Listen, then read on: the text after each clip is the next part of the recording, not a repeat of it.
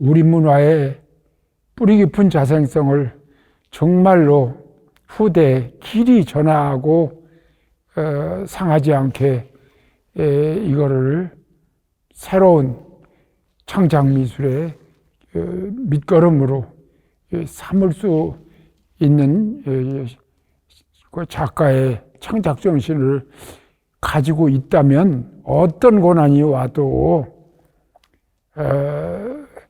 이거를 견뎌내야 되지 않을까 하는 생각을 제가 가지고 있습니다.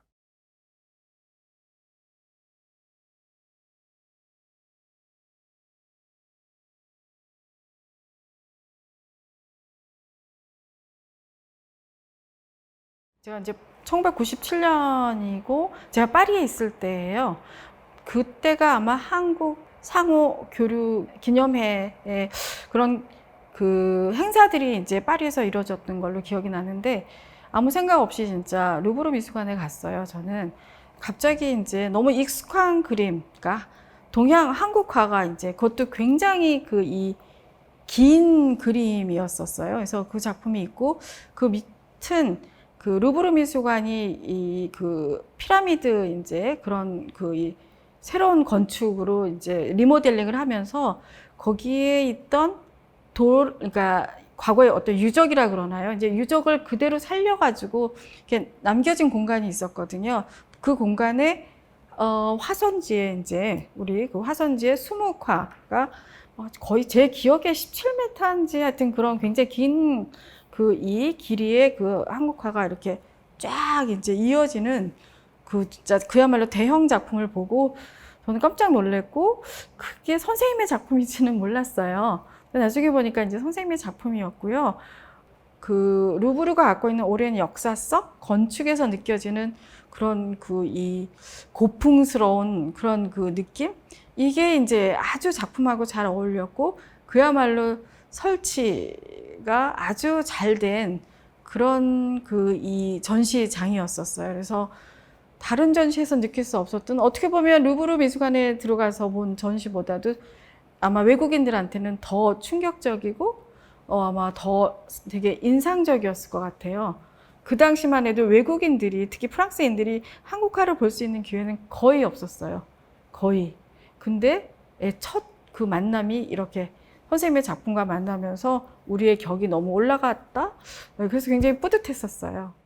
제가 전시를 젊어서부터 그 파리에 가서 초대를 받아서 많이 했어요. 거기 문부성에서 연락이 온 거예요. 루브르에서 전시를 해달라는 거예요. IMPA가 이제 이걸 유리 피라미드 만들고 성벽이 무너진 것이 발견된 거예요. 6m나 되는 천정 높이인데 거의 7, 80m의 성벽이 양쪽으로 그 폭이 50m 사이에 있어요. 근데 한쪽 벽은 하나도 안 무너졌어요. 아주 말짱해요. 근데 한쪽 벽이, 바로 쪽 벽이 반이 무너지고 맨 끝에는 6m가 다 무너진 거예요. 조건이 뭐냐 그랬더니 망치질하지 말 것, 조명하지 말 것, 파티션 세우지 말 것. 이거 세 가지가 지키면서 설치 미술을 하라는 거예요. 무너진 성벽에다가 설치 미술을 하라는 거예요. 그거 할 사람이 있을까요? 그런데 우리 자생 미술이 날 살린 거예요. 거기서 못하게 한 그 세 가지 조건이 우리 문화의 자생성으로 보았을 때는 모두가 다 우리 동양화를 거기 불러들이는 거예요. 그게 뭐냐 하면은 소위 우리 창호 문화라는 거 있어요. 과학적으로 좋게 얘기하면 스크린 문화예요. 안안팍이 소통하는 거예요. 벽이 없어요. 안 보이는 벽이 있는데 소리만 들려요. 이걸 배면 조명이라고 그러죠, 이제. 병인양요 얘기를 하면 자기네들이 우리 와서 막 나쁜 짓 다 했잖아요.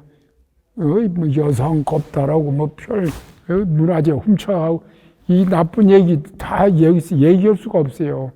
우리가 서구 문화가 들어올 때 그걸 못 들어오게 해. 쇄국을 하고 못 들어오게 하고 그 불란서 신부도 죽이고 외래 종교도 멸종시키려고 이 민간인도 수없이 죽이고 이랬잖아요. 그러니까 우리도 잘못했으니까 우리도 저들에게 용서를 받아야겠다.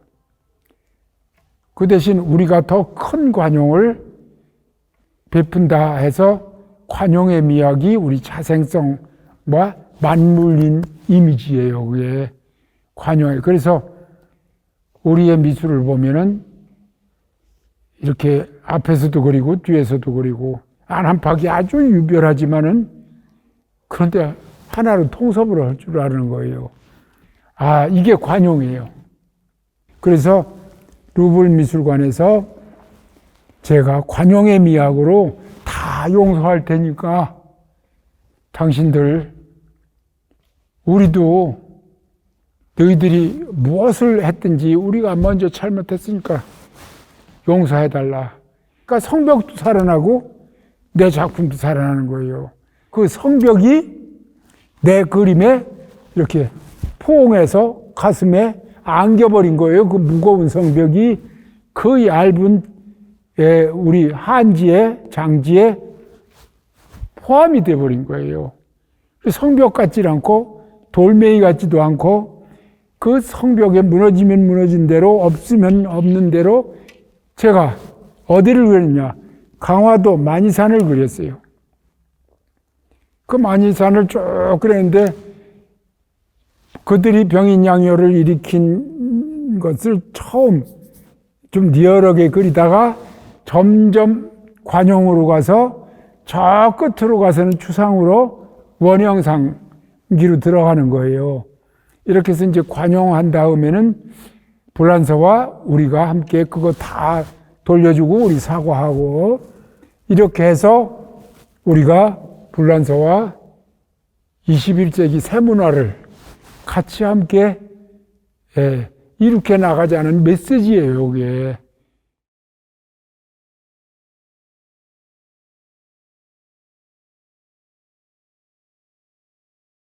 루브르 가시면 아시겠지만 그 광장에 유리 피라밋이 이렇게 있는데 그 밑에 유리 피라밋 밑에 보면은 긴 통로들이 있어요. 그 통로 중에 하나가 그 까루셀 샤를로 5세 지하홀이라고 이제 명칭이 되어 있는 곳이 있는데 거기는 이제 지하철 가는 쪽도 있고 루브르 박물관 가는 쪽도 있고 바로 그 유리 피라밋 가는 곳 통로거든요. 그래서 사실은 굉장히 많은 사람들이 움직이는 곳이에요. 그리고 또 그렇기 때문에 거기는 또 전시 공간은 아니고. 근데 어쨌건 그곳에서 전시를 이뤄진 건데, 그때 당시 제가 그 전시를 보러 갔을 때는 이제 3인전이었어요. 그러니까 뭐 그때, 문신 선생님하고 이대원 선생님, 그리고 이제 이종상 선생님 세 분 전시였는데, 개인적으로 이제 저는 이제 이종상 선생님 작품을 보자마자 조금 뭐랄까, 매혹됐다고 그럴까?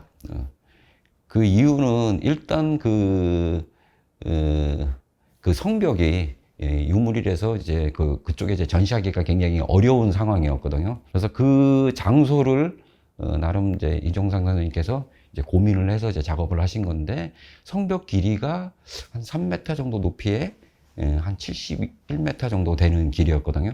그러니까 그 성벽하고 그 뒤편에 있는 벽면에 그 사이가 한 15cm, 20cm 정도 되는 거로 제가 기억이 나는데 거기 사이에 이제 일종의 한지 벽화라고 할 수 있는 높이 6m에 길이 71m 되는 거대한 대작을 전시를 했었어요. 그게 이제 원형상 작업인데 이제 그 타이틀에서 이제 만이산이라고 이제 이름이 붙여지잖아요. 그 만이산은 뭐 우리가 다 알다시피 뭐 병인양요 관련돼 있고 그때 당시 그 병인양요에 이제 그 프랑스와의 관계잖아요. 그래서 이제 강화를 침략하고 강화에 이제 뭐 성벽이 부서지고 했는데 그 가운데쯤에 홀이 있었어요. 그 성벽이 쭉 오다 70m 그 중간쯤에 홀이 있는데 그 홀에다가 이종선 선생님이 마이산을 느낄 수 있는 그런 어떤 형상의 산을 그려놨어요. 그러다 보니까 이제 앞에 있는 그 성벽이 이제 샤를로 5세의 성벽이 아니라 강화의 성벽이 되는 거죠. 그래서 이제 그거를 이제 이종선 선생님은 차경이라고 부르시더라고요. 그러니까 주변의 경치를 빌린다는 거죠. 경치를 빌려서 작업한다. 그래서 전반적으로 그런 작업을 보면서 내용적 측면도 그렇지만은 설치적 방식이나 이런 디테일적인 작업을 봤을 때 좀 독특한 설치 작품이었다. 이렇게 기억에 남습니다.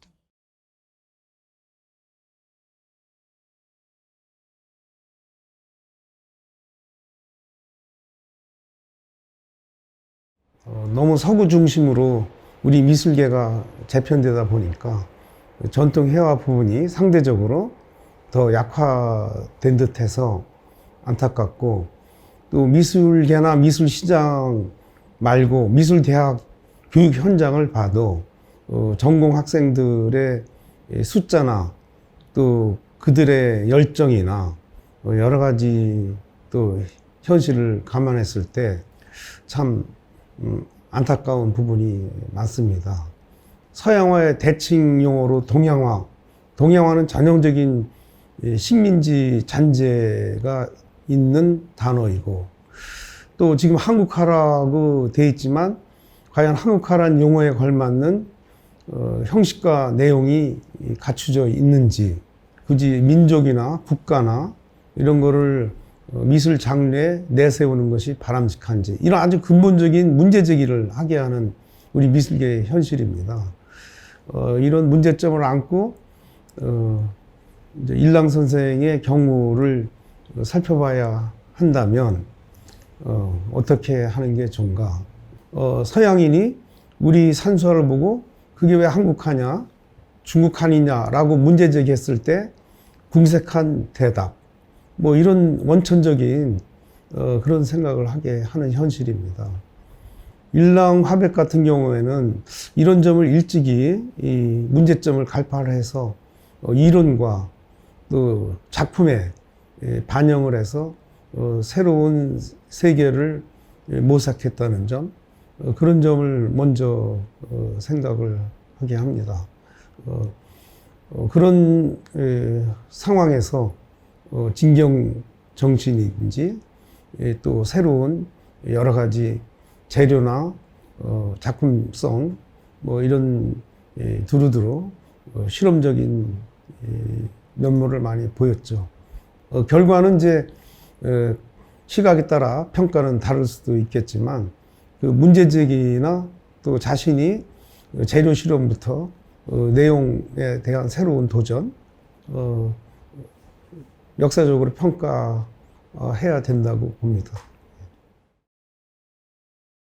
조선시대 풍의 그 문인 산수화가 가지고 있는 특징과 한계, 어쩔 수 없이 이 중국이라는 대국을 염두에 둔 그런 사상과 예술 이라는 점에서 뭐 우리가 완전히 거길 배제할 수 없잖아요. 일종의 관념산수란 말을 많이 썼는데 그건 우리 현실하고 거리가 먼 그런 조용론 아니겠습니까? 그럼 그게 과연 20세기에도 중국식 산수화가 적합한가 하는 문제 제기가 출발선상에서 있었다고 봅니다. 그러면 중국풍 이전에 우리 독자적인 회화론은 무엇인가에 대한 탐구라고 봤겠죠. 일랑 선생이 고구려 고분벽화를 연구한 그 바탕에도 그런 문제의식과 연결된다고 봅니다.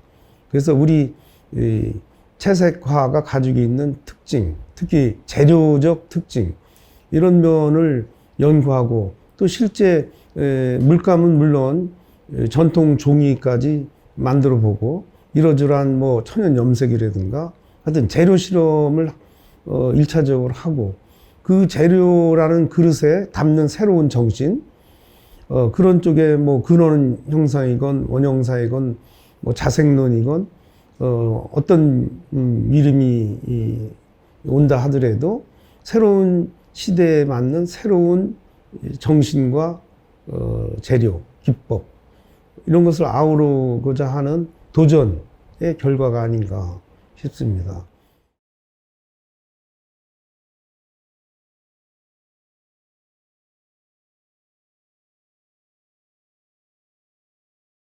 그런 바탕 속에 뭐 진경 정신, 새로운 20세기형 진경 나왔겠죠.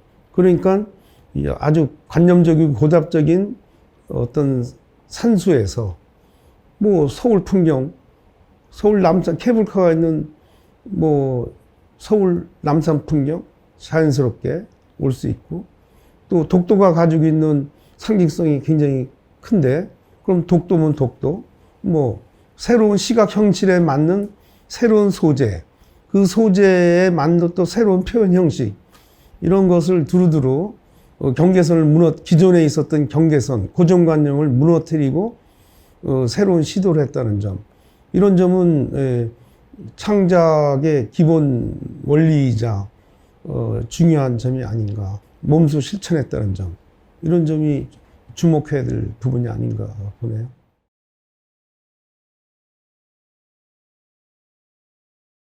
제가 겸재 선생을 좋아해요. 이렇게 공부하면서. 왜 좋아하느냐 하면은 우리나라의 그림이 오악사독, 그러니까 중국이란 얘기죠. 다섯 개 명산과 네 개의 큰 강이 흐르는 중국의 그림을 우리가 그냥 받아다가 그대로 흉내내는 거예요. 대륙문화를. 이게 참 못마땅해 자존심이 상했어요, 저는. 우리 시대 감각을 왜 외면을 할까? 특히 동양화는. 이게 싫은 거예요, 제가. 근데 겸재 정선이 거기서부터 40세가 넘어서야 자기도 그 중국에서부터 벗어나더라고요, 보니까. 나는 20이 넘어서 벗어나야겠다 하는 생각을 내가 안 할 수가 없었어요. 그렇게 해서 내가 전국을 반도막 났지만은 반도막이라도 전국을 내가 다녀보면 무인도까지 우리나라의 산세도 알고 북한에 안 가봤어도 알 것이다, 이런 생각을 한 거예요. 실제로 가서 보고 느끼고 체험하고 거기 음식도 사 먹고 말도 들어보고 하는 것과 그러고 보는 거와 사진만 철컥 찍고 그 동네 이름도 모르고 오는 사람, 이건 아니거든요. 그래서 내가 우리나라를 구석구석 이해를 하자 이래가지고 38선서부터 쭉 이렇게 강화도로 해서, 강화도 외벌이라는데 지명을 거의 다 알아요. 그래서 강화도서부터 뭐 이렇게 쭉 안 다니는 데가 없어요. 근데 딱 못 가는 데가 있어요. 내가 울릉도까지 갔는데 독도를 못 들어가는 거예요. 화가 여기까지 올라간 거예요, 내가. 아니, 내가 알기로는 분명히 우리나라 땅인데 왜 내가 가서 못 그리느냐. 들어가는 데도 없대요. 그러면 치안본부에 허가를 받아야 들어간대요. 근데 마침 이철주라는 그 동양화가 있죠. 걔 형님이, 친형님이 치안본부 관부예요. 높은 분이죠. 그 얘기를 철주가 가서 얘기한 거예요. 그래서 그 치안본부 배를 타고 나는 안에도 안 들어가고 계속 바람이 센데도 새벽에 해 뜨는 거 보기 위해서 겉에 나와가지고 계속 그림을 그렸어요. 스케치북 몇 개를 다. 군인이 아니고 정치가가 아니어도 내 영토를 지킬 수 있다는 것을 분명히 내가 얘기하고 싶어요. 자기 전공에서 자기 전공이 뭐든 간에 열심히 국가와 민족, 내 이웃을 생각하면은 국가와 민족을 지켜낼 수 있어요. 문화로 내가 지켜야겠다. 문화를 심어야겠다. 독도에 나무 심지 말고 문화를 심자. 독도에는 문화가 없어요. 하나도 없어요. 사람은 못 사니까 없죠. 그래가지고 내가 문화를 심기 시작한 거예요.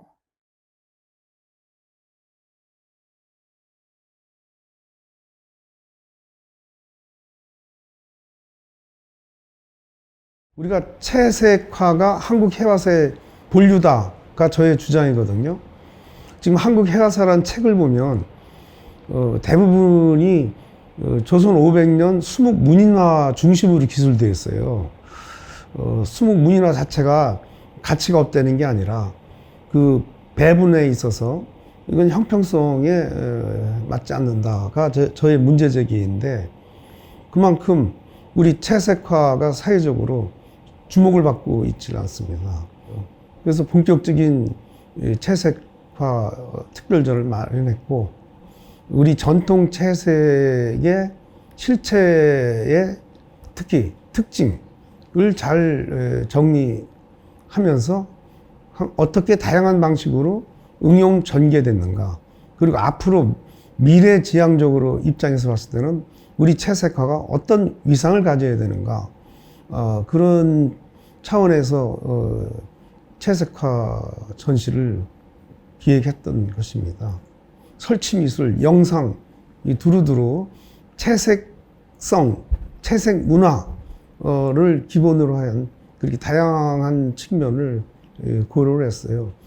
이 일랑 선생 작품은 동유화로 아주 대작인데, 제가 동유화 작업 현장도 가본 기억이 있고, 정말 대표자이지 않습니까? 막상 개막식에 오셔가지고 일랑 선생이 저한테 하신 말씀, 이 작품이 어디 있는지도 몰랐는데 여기에서 처음 본다. 너무 감개가 무량하다. 그렇습니다. 그 워낙 대작이어서 일반 전시장은 펼쳐놓을 수도 없어요. 그걸 조립하는데도 상당히 시간이 많이 갔고, 해체해서 보관해야 될 정도로 대작이거든. 그래서 아주 참 저도 오래간만에 작품을 볼 수가 있었는데, 우리 해화사의 주류인 이 채색의 다양한 발전상, 그런 도정에서 일랑 선생의 동유화 대작이 큰 몫을 차지했다, 그렇게 생각을 해봅니다. 일랑 선생님의 가장 큰 공적 중에 하나가 저는 한국 채색화의 복원이라고 생각합니다. 일제시대에 36년간 사실 이렇게 우리 모든 문화 전반에서 어떤 이제 일본의 문화를 다 이렇게 흡수해야 됐었잖아요. 미술에서도 일본화를 강제 이식당하게 됩니다. 진한 채색 중심의 일본화를 이제 36년간 하게 되는데, 그 이식의 뿌리가 굉장히 깊었다고 생각합니다. 이제 해방이 되고 난 다음에, 이제 1946년도에 서울대학교가 이제 개교를 했고요. 국립대학으로 이제 개교를 하면서, 결의의 대학, 이렇게, 민족의 대학이라는 그런 이제 자부심으로 시작을 하게 되는데, 하루속히 이제 우리의 어떤 끊어졌던 전통을 복원해야 되는 그런 이제 임무를 항상 생각을 하고 있었어요. 그 당시, 수묵 문인화로의 이제 복원을 추구를 했습니다. 거기에는, 근흥 김용준 선생님과 장발학장님의 역할이 굉장히 컸고요. 이제 이렇게 된 데는, 일제시대 이전에, 그러니까 조선시대의 중심이 됐던 그런 이제 화맥이 수묵문인화였지 않습니까? 그래서 이제 수묵문인화로 이제 추구를 하게 되는 거고, 그렇게 하다 보니까 채색을 굉장히 극도로 멀리 하게 됩니다. 제가 학부를 다녔던 80년대 초중반까지만 해도 사실 채색화를 할 엄두를 내지를 못했어요. 그런 중에 세월이 이제 흐르고 하면서 일랑 선생님께서 한국 채색화를 복원하시기 시작하신 거예요. 굉장히 중요한 선생님의 어떤 자각이라는 생각이 들고요. 그래서 이제 그 채색화의 근원을 찾아가기 위해서 고구려 고분백화로 이제 그 연원을 추적하시고 실제 그 지역에 가셔서 다 이렇게 연구를 하셨고, 그리고 많은 그 이제 벽화 실험을 하셨고요. 그리고 고려 시대로 가면 고려 불화 연구를 하십니다. 그것도 일본 또 가셔서 연구를 하시고 굉장히 그 깊이 있게 천착을 하셨고, 또 조선 시대로 가면 조선 초상화가 나옵니다. 그 초상화 기법에 대한 그걸 정말 깊이 있게 또 연구를 하셨고요. 그런 연구를 이렇게 채색화에 맥이 쫙 깨이잖아요. 그렇게 하셨고, 그걸 이렇게 제자들한테 정말 열심히 가르쳐 주셨습니다. 그래서 지금 저희들이 쓰고 있는 채색 기법들을 보면은 사실 그 연원을 따져가면 일랑 선생님께 많이 맥이 다 있습니다. 그래서 그 선생님께 굉장히 감사하게 생각하고 있습니다. 그리고 이제 채색화와 함께 또 같이 따라 붙는 게 재료기법입니다. 선생님께서는 그 한국 미술의 어떤 근원적인 부분, 그리고 우리답게 이렇게 표현해내는 방법으로서 재료기법을 정말 깊이 있게 연구를 하셨습니다. 재료기법에서 가장 중요한 게 사실은 그림의 바탕재가 되는 겁니다. 바탕재를 이제 한지를 굉장히 중요하게 생각하셨고, 한지의 어떤 특성이라든지, 그 다음에 한지의 우수성, 그리고 어떤 무한한 확장 가능성에 대한 걸 수업 시간에 참 많이 말씀을 해주셨어요. 그 바탕재를 한지로 쓴다는 건 굉장히 중요한 점이 있습니다. 80년대 한 중반 정도까지만 해도 거의 그 중국의 화선지가 동양화의 중심이었거든요. 그게 이렇게 한지로 넘어가게 됩니다. 바탕재가 넘어갈 때 그 한국 미술의 특성이 제대로 살아나게 되는 거거든요. 이 부분에서 일랑 선생님 공이 굉장히 컸다고 생각합니다. 그리고 이제 그 바탕재와 함께 또 중요한 게 있습니다. 그 채색 재료입니다.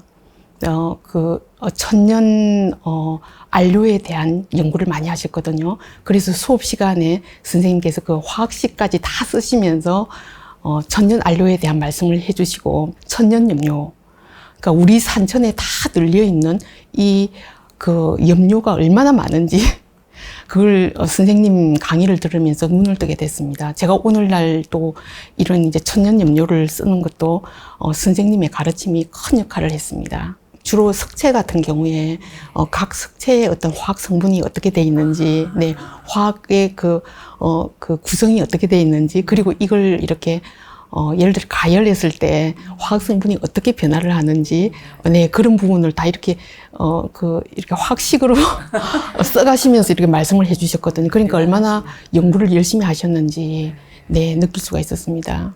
그렇게 이제 말씀을 해주셨기 때문에 제자들한테 정말 많이 와닿았던 것 같아요.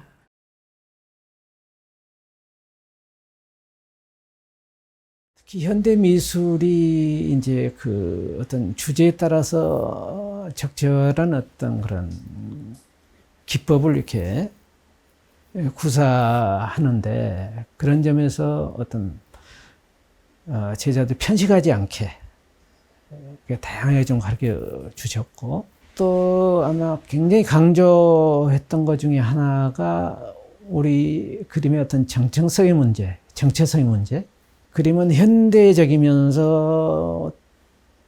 또 그 시대의 어떤 그 정신이나 또 감각을 이렇게 받아들이면서 또 그 우리 전통의 어떤 뿌리를 둬야 된다라는 그런 점에서, 그러니까 중국이나 또 일본과 다른 어떤 우리 그림을 이제 이야기하시면서 장기기법을 이제 추천하셨거든요. 예, 그런 점에서 우리 그림의 어떤 정체성의 그 어떤 확립, 그런 점에서는 상당히 어떤 미술사에서 좀 그 부분은 좀 평가돼야 되지 않겠나.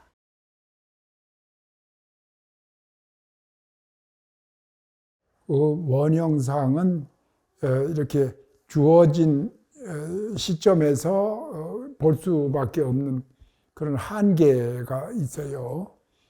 그런데 우리들 뭐 지도라는 거 있잖아. 지도가 원래가 어디서 왔을까? 지도가 지도가 처음에부터 지도가 왔을까? 옛날 지도 보면 어때요? 우리 산수와 비슷하게 그렸지 않나? 그것이 점점 그 그림이 없어지고 글자가 문자화되듯이 평면이 되죠. 우리 글자도 그렇게 된 거예요. 한문도 그렇게 됐고 다 그렇게 해서 생겼어요. 그 과정을 그대로 원형상을 내가 밟았다고 생각하면 돼요. 그 원형상이라는 것은 원래 우어 피그라치온, 그러니까 근원 형상이에요. 서양화는 쉽게 얘기하면 프레피그라치온, 선 형상이야. 먼저 구상을 하고 이렇게 그린다는 이런 선 형상이에요. 근데 우리는 먼저고 나중이고가 없어. 근본이 뭐냐를 보는 거예요.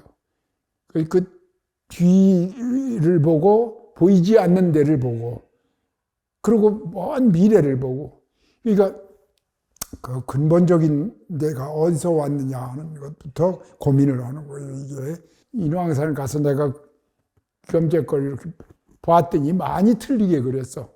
근데 그때 그걸 보고서 벌써 진경의 세계와 이게 원형상의 세계가 통해 있었구나.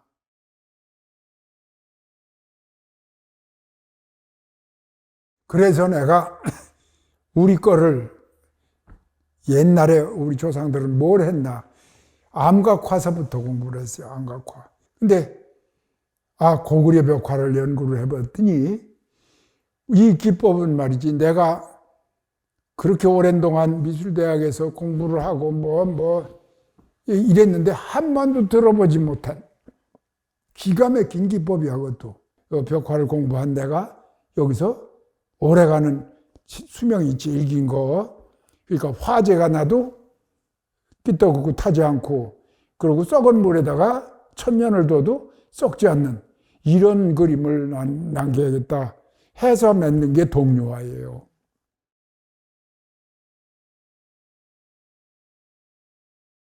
처음에 정신적으로, 영혼적으로 굉장히 근원적인 형상을 찾아내야 되고, 그 다음에 그것을 물질화시켜서 표현하려면은 그것이 또 영원히 오래 갈 수 있어야, 이 두 가지가. 오래 가고 깊이가 있고 귀하다. 이것이 귀금속이거든. 그러니까 우리 예술도 귀금속보다 더 귀한 거거든. 지금 내가 동묘화로 그린 대법원 것도 그렇고 법원 것도 그렇고 전부 동묘화로 그렸어요. 동묘화도 채색이고, 근데 수묵화, 동묘화로 수묵화를 그렸거든. 번지고 이런 거를 그렸는데 먼 데서 보면 화선지인 줄 알더라고. 근데 가까이서 보면 철 소리가 나, 땡땡땡땡 이렇게. 깜짝 놀라는 거야. 그러니까 수묵화에 가진 그 테크닉이 나올 수 있어요. 얼마든지 그것도.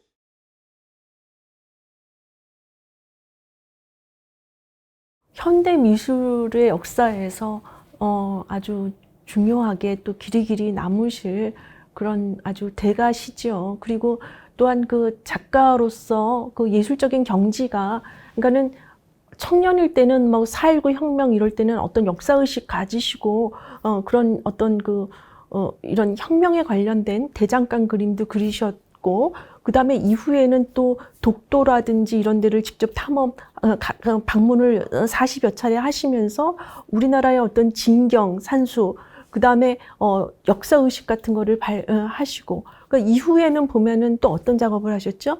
뭐 벽화도 하시고 동유화도 하시고 어떤 그 한국적인 어떤 그 문화에서 볼 수 있는 그런 것들을 또 이렇게 예술적인 경지로 또 끌어올리시는데, 또 이제 말년에는 또 이렇게 또 성화도 많이 제작을 하신 걸로 보고 있습니다. 그래서 일랑 이종상 교수님의 연구는 사실상 한국 현대 미술의 역사에서 하나의 거대한 흐름의 변천을 볼 수 있는 것이고, 그 다음에 한 작가가 이렇게 다채롭게 다양하게 이런 그 시대와 역사와 이런 삶을 호흡하면서 이렇게 표현하는 경우는 거의 없잖아요. 그죠? 현대 미술가들이 대체로 보면은 비슷한 양식으로 비슷한 주제로 계속 이렇게 하는 경우가 굉장히 많잖아요. 근데 일랑 이종상 교수님은 삶과 역사와 그다음에 사회와 계속 호흡하시고 대화하시고 그러면서 어떤 그 굉장히 다양한 그런 예술 세계를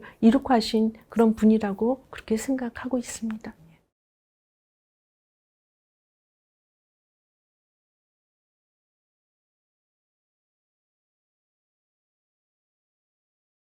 해방교육 1세대라는 얘기가 굉장히 어려서 들었는데도 항상 내가 전공이 뭐든 간에 해방교육 1세대로서의 책임감을 항상 느껴요. 해방교육 1세대에서부터 6.25 세대, 또 4.19 세대 아닙니까? 4.19는 저 대학교 다닐 때예요. 부정부패, 그 무시무시한 이승만 정권에 대고 부정부패를 용납할 수 없다고 어머니한테 유서 써서 보내드리고 경무대 앞까지, 지금 청와대를 경무대라고 그랬어요. 거기까지 가서 지금도 총상 맞아서 한쪽 다리가 짧아졌어요. 이럴 정도로 남다른 국가관을 가지고 있습니다. 화가니까 그림만 그렸을 것이다, 또 이렇게 생각하는, 이거 전부 못 쓰는 거예요. 통섭이 돼야 되는 거예요. 다 해야 돼요.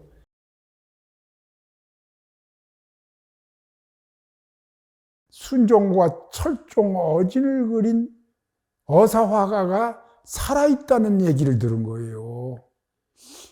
아니, 어진 그린 게 언젠데 조선 말기에 순종, 철종 그린 화가가 살아있어요. 난 상상이 안 가는 거예요. 그래서 알아보니까 유명한 분이더라고요. 이당 선생이더라고요. 와룡동에 사신다고 그러는데, 그리고 아무도 어떻게 얘기 안 하고 와룡동이라는 데를 걸어서 거기서 찾아가서 대문을 삐걱 열고, 근데 바른 쪽에 사랑방에는 6대가들이 모여서 막 환담을 하고 있는데 거기 이당 선생이 계신 거예요. 그랬더니 이 양반 첫 마디가 오래 살고 볼 일이야. 그 친구들한테. 그러니까 오래 살고 볼 일이야. 내가 와룡동에서 산 지가 얼만데 서울대학교 미술대학 학생이 공부를 하겠다고 자기한테 이렇게 대문 열고 문주방 열고 들어오는 게 처음이래요. 넌 제대로 배워야 되니까 견도 자기 가지고 쟁틀도 자기 가지고 학교에서 안 가르치니까, 그리고 그 모든 기법을 자기가 나한테 전수하겠다는 거예요. 이래하면서 레슨비 내지 말래요, 날 보고. 이래서 나는 가면은 그 옆에 아이들은 대꾸도 안 하고 옆에 만나지도 않고 사랑방으로 가서 내가 그린 거 보여드리고 말만 듣고 오고 이랬어요. 이 양반이 5,000원짜리를 그리려고 그러다가 과로로 쓰러지신 거예요. 그리고 나를 부르시는 거예요. 그래서 내가 찾아갔더니 그때 내가 37살 때예요. 한국은행이 아니고 화폐위원회가 있더라고요. 그 위원회에서 내가 나이가 젊으니까 안 된다 하고 비토가 된 거예요. 딴 사람을 좀 소개를 해달라는 거예요, 자꾸. 근데 그 나이가 많은 제자들을 얼른 시키면 되는데 끝까지 안 시키시더라고. 그러니까 세 번째에 내가 당선된 거예요. 이제 정부에서도 이 사람이 능히 젊지만 그 행실도 올바르고 제대로 할 수 있는 사람인가 보다. 그렇게 해서 제가 화폐와 인연이 된 거예요. 그 기법을 알아야 돼요. 그 우리 육림은 그 북채기법을 배채라고도 하고, 그걸 알지 못하면은 안 돼요. 이 영정을 그린다는 거는 초상하고는 그렇게 사뭇 다르기 때문에 이 기법은 전 세계에 없어요. 우리나라만 있기 때문에 종이를 앞에서 그리고 뒤에서 그려요. 이것도 아까 내가 얘기한 그 뒤에서 배면 조명을 한 거하고 부부가 해로하는 거하고 이게 같은 철학 아닌가? 그지? 그러니까 우리 동양화는 그냥 동양화가 아니라고 엄청난 철학이 있는 거예요. 선생님께서는 서울대학교 쪽에서 가르칠 수 없던 것, 말하자면 커리큘럼을 만들려고 했어도 벽화, 채색화, 불화 이런 것에 대한 강의를 가르치고 직접 지도를 시키려고 했으나 선배들 때문에 그 꿈이 이루어지지 못했다고 봅니다. 그래서 그러한 것을 이 나무에다 접을 쏟아붓은 것 같아요. 그래서 한 작가는 모름지기, 이론과 실기를 겸한 작가가 돼야 된다 하는 모토를 가지고 중국에 있는 고개지 여사잠도에서부터 고대의 그림에서부터 송나라 그림에서 명청대의 그림까지를 전부 모사를 시켰고요. 또 실경산수 완전히 현장에 가서 직접 보고 듣고 그림 공부를 할 수 있게끔 그렇게 야외로 내보냈고, 또 반면에 중국의 화론들을 그 원서들을 가지고 오셔서 한 분들 직접 토를 다 달아가면서 우리한테 그걸 이론 수업을 하셨습니다. 그래서 이론과 실기가 합한 병합되는 작가들을 만들기 위해서 선생님께서 그만큼 저희들에게 애를 쓰신 것이 몇 년 동안을 쭉 아무 무보수로 저희들을 가르쳐 주셨거든요. 아, 서울대학교에서 못했던 꿈을 나무에다 다 바치셨구나 하는 느낌을 받았습니다. 선생님의 화업을 이렇게 보면은 우리 한국성, 한국적인 것들, 이 다양한 것을 전부 손수 체험하시고 또 개발하시고 그것을 후대에 남기려고 애를 쓰셨어요. 그래서 작품 자체도 굉장히 다양한 모습을 보여주셨고, 또 제자들을 가르칠 때도 그렇게 다양하게 많은 것을 섭렵할 수 있도록 지도했던 게 선생님에게는 굉장히 그 큰 개인이 하고자 하는 업적 중에 그 다양성, 그 다음에 제자들을 어떻게 해서 훌륭하게 가르쳐 가지고 이 제자들이 점점 더 나은 우리 한국적 문화 전통을 이은 것을 되살리면서 대대로 이어갈 수 있느냐, 이런 것에 중점을 두지 않았는가 그런 생각을 하고 있습니다.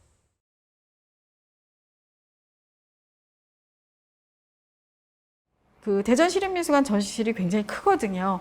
그래서 그 큰 전시실에 단 그 작품만 하나 딱 넣었어요. 그래서 카루젤처럼 재현하고 한 작품, 이 작품만 하나 딱 걸었는데, 많은 사람들이 이제 와서 루브르에서 느낀 그런 감동 뭐 이상으로 이제 미술관에서 느꼈고요. 그 외에도 선생님의 초기 작품, 그다음에 이제 그 독도 작품들 있죠.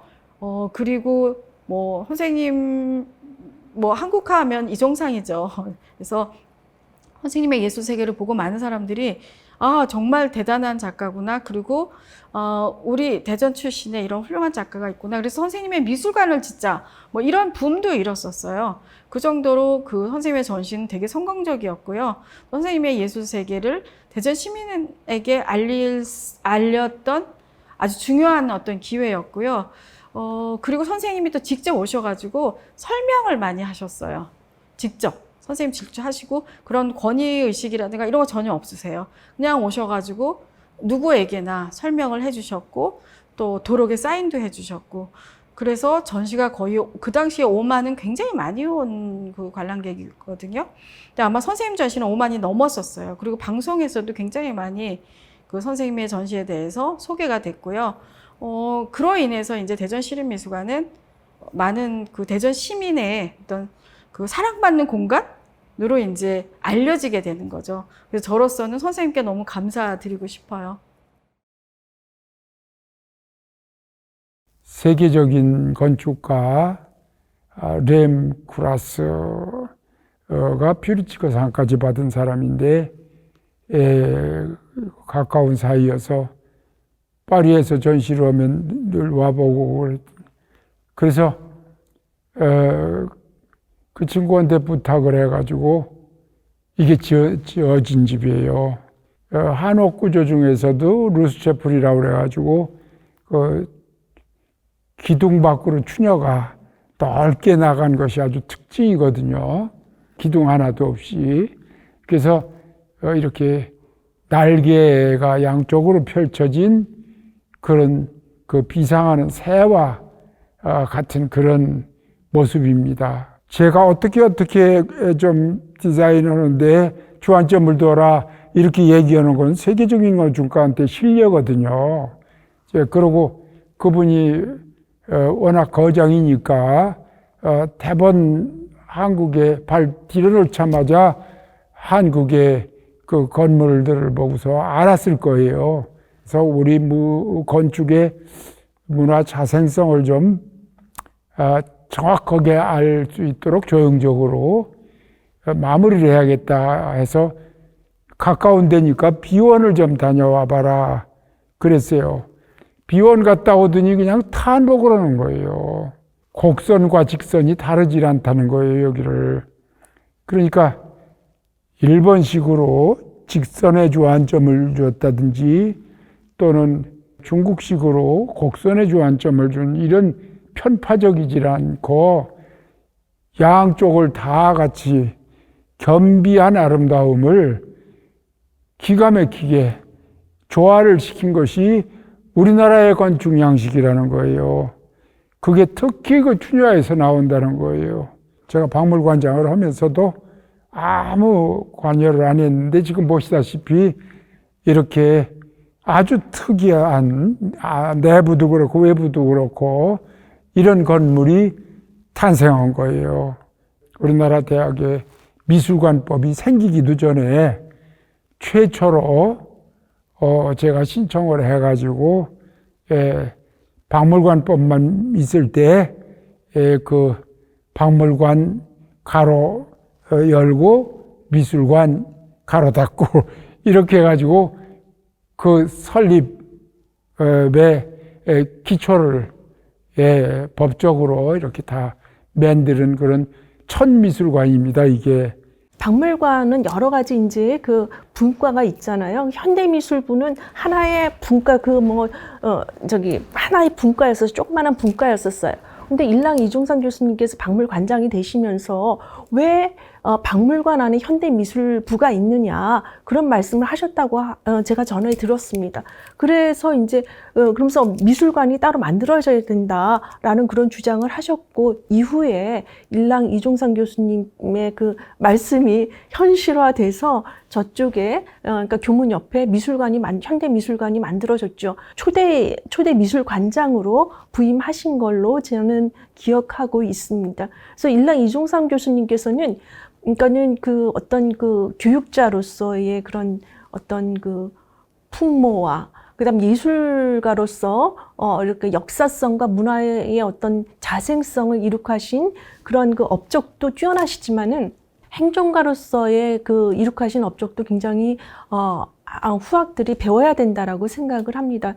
특히 이런 서울대학교 내에 여러 전공들이 있는데 이렇게 현대미술관을 그 교문 옆에다가 이렇게 만든 것은 정말로 이런 어떤 그 서울대학교 차원뿐만 아니라 관악구의 지역사회를 위해서도 미술교육, 대학 미술교육의 차원에서도 굉장히 많은 기여를 하신 거라고 생각을 하시고, 그리고 제가 보기에는 일랑 이종상 교수님은 이렇게 그러니까 남들이 이렇게 하는 거를 그냥 쫓아가는 그런 스타일이 아니시고 새로운 영역을 과감하게 도전하시고 그리고 그 상상하시고 창의적으로 그리고 그거를 또 실현하시는 그런 어떤 실행력까지 있으신 분이라고 생각을 합니다. 그래서 뭐 이렇게 기존에 나와 있는 거를 그대로 뭐 이렇게 답습하고 이렇게 하는 그런 분이 아니라 아주 새로운, 제가 이제 그 아카이빙 구술체록에도 말씀을 드렸듯이 굉장히 창의적이시고, 그리고 새로운 영역을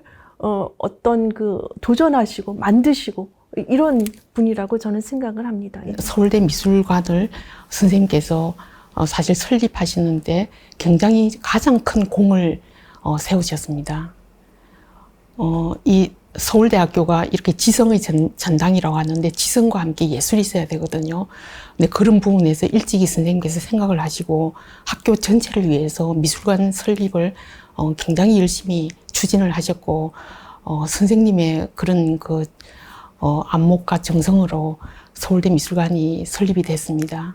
그래서 지금도 우리한테 많은 영감을 주는 그런 미술관이고 정말 감사하게 생각을 하고 있습니다. 선생님과 이제 첫 만남이 선생님의 첫 개인전 때였고, 그 다음에 그때 어떤 신선한 충격, 감동, 뭐 이런 것 때문에, 선생님께 좀 배우고 싶다라는 게 이제 좀 열망이 강했거든요. 그래서 학교 이제 입학하자마자 아버님께 그런 부탁을 드렸는데, 아버님이 또 동방연서에서 선생님께서 그림을 가르치신다. 그런 정보를 주셔가지고 제가 이제 찾아갔습니다. 그래서 그때 인연이 돼가지고 열심히 이제 그리게 됐죠. 스승이 제자한테 해줄 수 있는 거는 딱 하나가 있더라고요. 그게 어떤 기본기예요.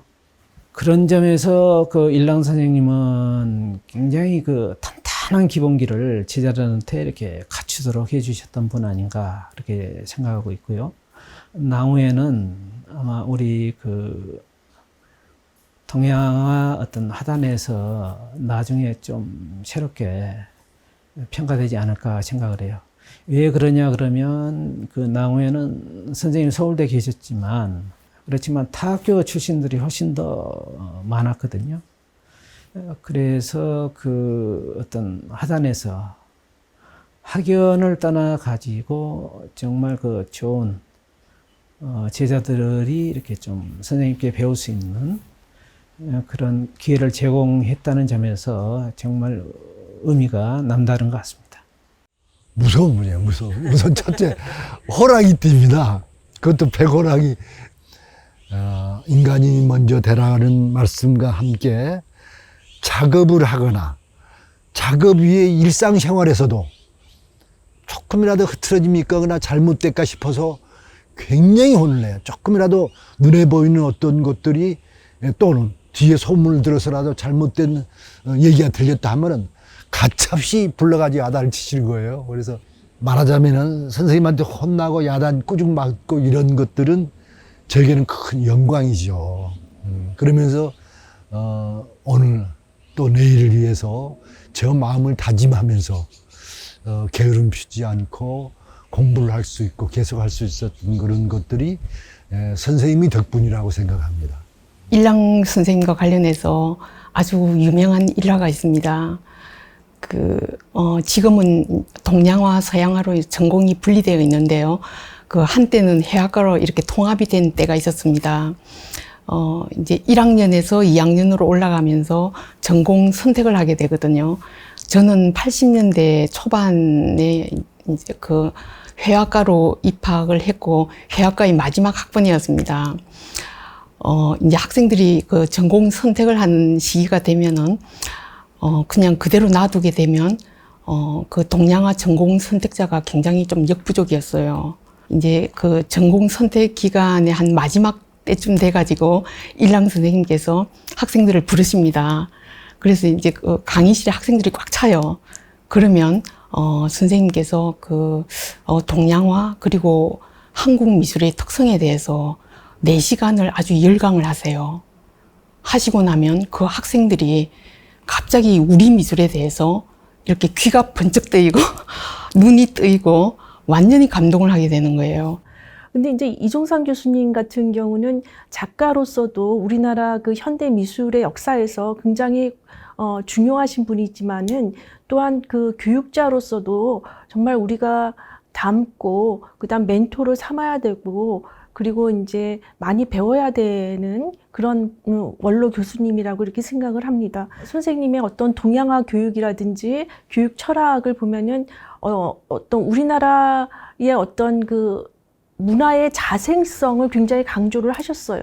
그래서 우리 그 한민족이 갖고 있는 여러 가지의 어떤 독특함, 고유함, 그런 것들을 발굴하고 찾아가면서 이렇게 그것을 실제로 그런 그 재료라든지 물질을 연구를 하시고 그것을 어떤 창작의 세계로 새롭게 해석해 내시는 것이 가장 큰 업적이지 않았는가 그런 생각이 들고, 또한 이종상 교수님 같은 경우는 특히 이제 역사의식이 투철하셨다라는 것을 느낍니다. 그러니까는 선생님의 작업을 보면은 이게 관념의 세계에 머무르지 않으시고 항상 지금, 그다음에 여기라고 하는 그런 화두를 가지시고 항상 어떤 우리의 그 현실의 문제, 역사의 문제에 굉장히 많은 관심을 기울이셨죠. 그래서 선생님 작업 보면은 뭐 독도라든지 진경산수라든지 이런 쪽의 업적이 굉장히 아주 어떤 괄목할 만한 그런 업적이지 않은가 그런 생각을 합니다. 그런 부분들이 이제 선생님의 어떤 교육 철학에도 그대로 이제 녹아 들어가서 우리 문화의 자생성과 그다음에 역사 의식과 그다음에 어떤 그 예술이라고 하는 것이 어떤 인성과 인품을 갈고 닦으면서 그런 토대 위에 이루어진다라는 것을 많이 강조하셨던 것 같습니다. 예. 이종상 선생님이 저한테 하신 말씀이 하나 있는데 그냥 그거로 이제 답변을 드리고 싶습니다. 뭐냐면 이종상 선생님이 작가건 평론가건 자기가 자기만의 완성자가 되려고 노력하지 말고 다음 세대를 위한 징검다리가 좀 됐으면 좋겠다, 이런 얘기를 하셨거든요. 그래서 선생님 작품이 아마도 다음 세대의 징검다리가 될 수 있는 작품이라고 저는 생각하고요. 한참 혈기 좋으실 때에 선생님의 그 작업하는 태도, 또 사회 활동하면서 사회에 봉사하는 여러 가지 그 자세나 그 실행하는 그런 측면, 또 무엇보다도 한번 말문이 열리면 그 현란할 정도로 깊이와 넓이가 있는 이론, 과연 일랑 선생처럼 우리 미술에 대한 해박한 이론을 가지고 있는 화가가 몇 분이나 더 있을까 생각할 정도로 아주 깊고 넓은 우리 미술에 대한 이해도 참 대단합니다. 이 전통에서 현대까지 두루두루 하여튼 아우르는 대가형 화가다, 이렇게 평가할 수 있을 겁니다. 그래서 대부분의 화가들은 이 단일 브랜드를 만들어서 그 울타리 안에서 평생을 되게 가는데 그런 울타리를 없앴다는 점이 큰 특징 중에 하나죠.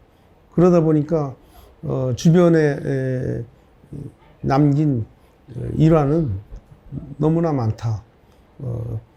그 제자나 가까운 친지들한테 들으시면 영화 뭐 10편, 100편도 만들 수 있지 않을까. 하여튼 이야기거리가 많은 분, 참 두 번 다시 만나기 어려운 분, 그런 분이지 않은가 싶으네요. 굉장히 실기에 능하면서 또 이론에 굉장히 밝으시거든요. 예, 그리고 또 당대 어떤 작가보다도 여러 가지 기법들을 깊이 연구하셔가지고 그를 적재적소에 잘 구사하셨다는 점인 것 같아요. 예, 그래서 선생님은 이제 뭐 그 장지기법서부터 또 그 벽화, 그 다음에 그 비단화, 그 다음에 또 그 밖에 뭐 다른 기법들도 굉장히 능하셨죠. 뭐 동류화 같은 거 특히. 그리고 이제 그 하목에서도 뭐 인물이면 인물, 산수면 산수, 화조, 뭐 영모 다 두루 나가셨던 것 같아요. 예, 그런 점에서 굉장히 뭐 제자로서 참 경이롭다고 그럴까요? 바르게 살아라. 뭐 이렇게 이제 처음에 이렇게 받아들였는데 더 깊게 생각해 보니까 사실 그림은 그 사람이잖아요. 그 사람으로부터 이렇게 나오는 건데 그 물론 바르게 정의롭게 사는 거를 뛰어넘어서 좀 더 이렇게 굉장히 그 어떤 공부를 내면의 어떤 그런 공부를 깊게 하고 또 다양한 해박한 어떤 그런 그 공부를 먼저 해라. 그러니까 그냥 그 테크닉에 그거 매몰된 작가가 되지 말고 좀 더 이렇게 세상을 깊고 넓게 바라보는 어떤 그 통찰력과 그 다음에 또 인문학적인 어떤 그런 바탕을 지녔을 때 어떤 그 좋은 작업이 나오니까. 회사 후소예요. 공자님의 말씀인데 후소회가 있듯이 이당 선생 그 후소회거든요. 제 생각에는 내가 유명한 화가가 됐든 안 됐든 이게 문제가 아니고 내 그림이 내 인생의 목적은 아니에요. 진짜로 내 목적은 내가 인간 되는 거예요. 인간 되는데 그럼 내 전공은 뭐냐? 그건 내 방법이에요. 수단이에요. 무엇 되기 위해서? 그 목적을 이루기 위해서. 내가 사람 되기 위해서. 그거를 공자님은 한마디로 회사 예술이라는 건 후소다. 인간이 된 후에 하는 것이다. 인간 바탕이 된 연후에 돼야 그림 필력도 나오고 그림도 남에게 감동을 줄 수 있고 이 얘기거든요. 그거 굉장히 어려운 얘기예요. 딱 두 가지만은. 그리고 내가 지금 여태까지 살아오면서 내가 살아온 그 모습이 나다움이 있잖아요. 그거 다음으로 나다움으로 이렇게 내 전공에 충실하게 나가면은 그것이 내 소원이에요. 변하지 말고 지금까지도 존재자 많이 이렇게 가르쳐가면서 이렇게 나 나름대로 그 청원함을 한 제자들이거든요, 다. 그러니까 내가 그런 제자를 뒀다는 거는 정말 내가 목적을 달성한 스승으로서 굉장히 흐뭇한 거예요, 그게. 더 이상 바랄 수가 없는 거죠, 내가. 그래서 이 그림 그리는 것이 그림만 그리는 그런 쟁이가 돼서 환쟁이 되는 것을 우리가 어떻게 해서든지 좀 뛰어넘어야 되지 않을까 하는 생각이 드는 거예요. 그러면 자기 인품도 닦을 수 있고 자기다워질 수도 있고 자기가 다운 사람이 국가를 보는 눈, 나라를 보는 눈, 내 이웃을 보는 눈도 달라질 거예요, 아마. 그림을 통해서 배우는 거예요, 그게.